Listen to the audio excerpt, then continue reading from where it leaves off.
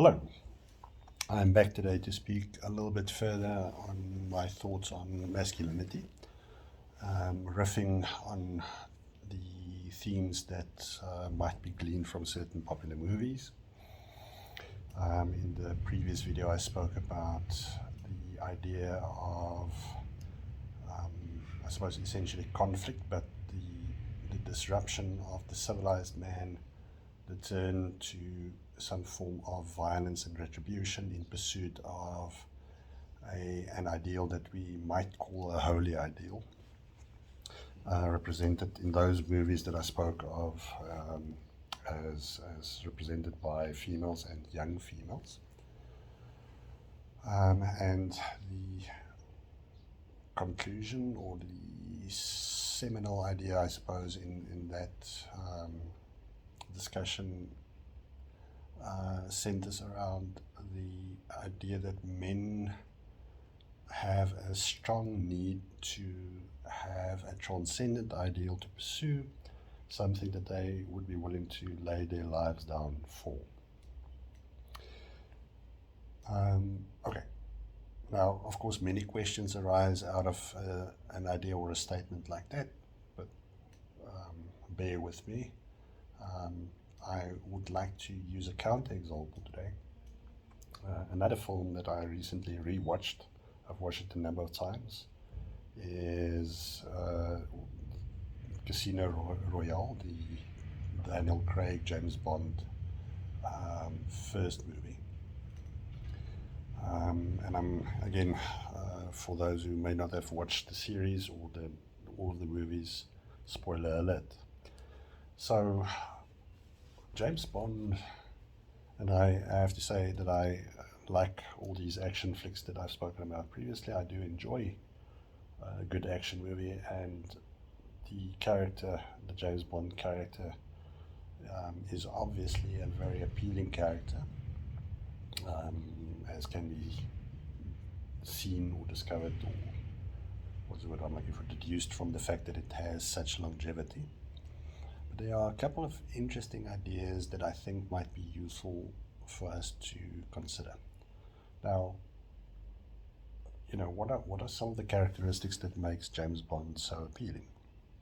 Well, he's highly independent.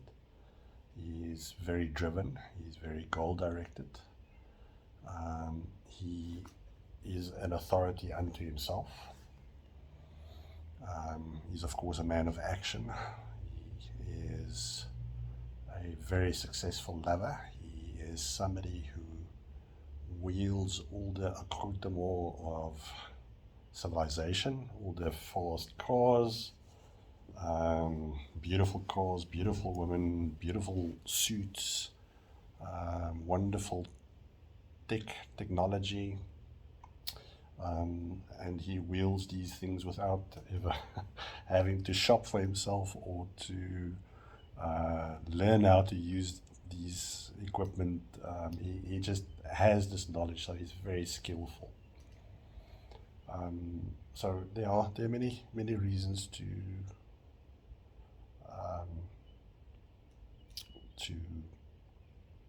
like this character. I think one of the things that we have to consider is that despite all of these things, James Bond never builds anything. He never creates anything. He never has a legacy. He's a focused force of destruction. That is the whole central theme. The 00 status means that he is a killer. He has this license to kill, but there is no sense of creation. He does not have a family. He does not have a business. As far as we know, he does not have his own bank account. He does not seem to have any hobbies. We never see him, at least not in the Daniel Craig versions, as far as I can remember, at home. He stays in lovely places. He travels all over the world, but he's never at home. Now, of course, the one side of that is the independence and the fact that he's not tied down by the usual responsibilities that men may face. And that is one of the reasons I think he is also appealing to men, is that he represents this rolling stone kind of archetype, where he is not beholden to anyone. There's no life partner, wife, no children, nobody who calls him on anything, and he never has to consider anyone else's feelings or anyone else's status or anyone else's needs. His own intuition, his own impulse is the only guide that he has. And there's something very appealing to that. We want, and I think many men, maybe all men, have the sense that they want to be able to implicitly trust their own impulse, their own inner guidance system, and that this guidance system will lead them to success, and have them achieve whatever it is that they hope to achieve. But what does it mean to live a life like this without any attachment to place or person, or even to occupation? In the series that I'm speaking about, there are several times where he moves in and out of employment. In the first movie, he resigns, or he appears to resign, apparently having found the love of his life. Very romantic notion, but of course, later on in the movie, he is tempted to kill this woman, this Vespa, that he falls in love with. Now, later on in the series of movies, he again falls in love. And I think it's very telling that at the moment where his former lover or lover acknowledges that he's a father is exactly the moment that he dies. Now, if we move beyond the artifice of the dramatic moment, symbolically, that's quite important. The notion that James Bond, as this divine destroyer, cannot stay alive as a character. He has to die. He cannot be both a father and then by implication someone like a husband to the mother of his child, and be this unattached figure who deals in destruction. So I think that's a very important idea. So, one of the things that men have to contend with then, and this is the central idea that I want to suggest in this short follow-up video, is that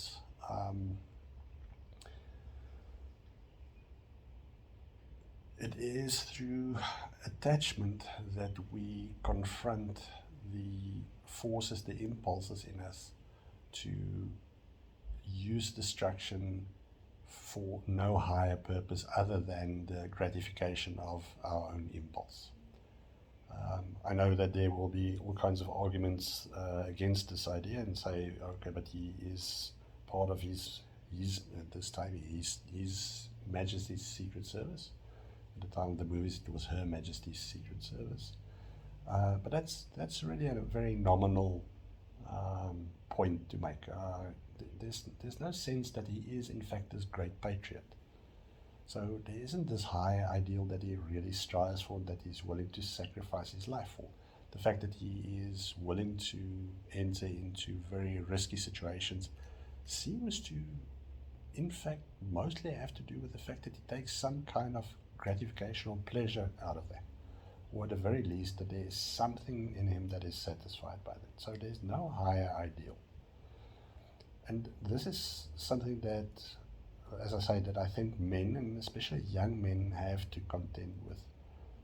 That there is a real choice to be made, and that the likelihood that you can have the best of both worlds, that you can be James Bond and a committed husband and father, or a committed employee, or a committed, whatever the cause is, or whatever the ideal is that you commit yourself to, seems unlikely.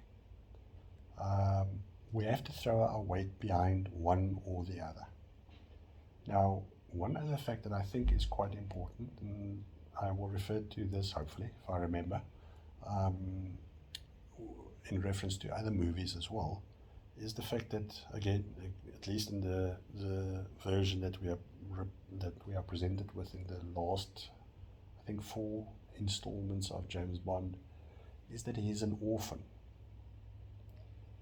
That he is orphaned at a very young age, and that seems significant. The theme of the orphan hero is often repeated. So this is one variation. So there are also variations on this. The James Bond orphan is not the same as the Harry Potter orphan, even though they share that apparent legacy. And one has to wonder what it is about the idea of early trauma, and especially relational trauma, that makes it so vivid and so influential. Is it just coincidental that this is so often presented as part of the hero journey? I don't think so. So James Bond then represents a particular type of hero and a particular type of warrior, but one who has not submitted himself to any kind of ideal. He wields the tools of civilization with devastating effect. Like I say, he's always dressed to the nines. He is always capable. He has all the tools of civilization, beautiful cars and watches and whatnot. So he is the epitome, the poster boy of civilized man, except that he's not. He is, in fact, he stands outside civilization. So this I think is also an important thing to note, is that just playing the role of civilized man, in this case, I think civilization might stand for, of course, like we said in the previous talk, the constraints that most men experience, but in this case it might also stand for the higher ideal that one has, or that one might serve. Alright, so just further thoughts on that, and sort of an alternate figure, a violent figure, but just to contrast that to the violent figures that we spoke of in the previous conversation. I hope that you enjoyed this, and please feel free to comment on this video. Thank you very much for your time. Bye-bye.